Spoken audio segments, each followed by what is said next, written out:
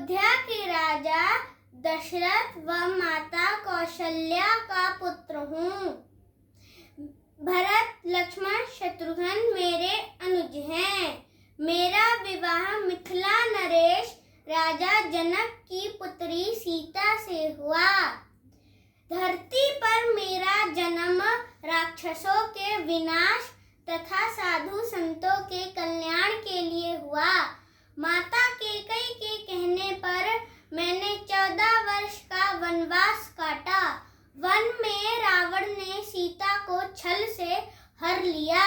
मैंने हनुमान, सुग्रीव और लक्ष्मण की सहायता से लंका के राजा रावण को मारा और सीता को सकुशल वापस लाया।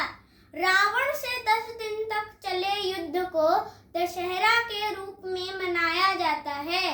मेरे अयोध्या लौटने के दिन को दीपावली के रूप में मनाया जाता है। मेरे राजकाल को राम राज्य कहा जाता है। मैं कामना करता हूँ कि समस्त संसार में द्वेष समाप्त हो, प्रेम बढ़े और राम राज्य की स्थापना हो। जय श्री राम।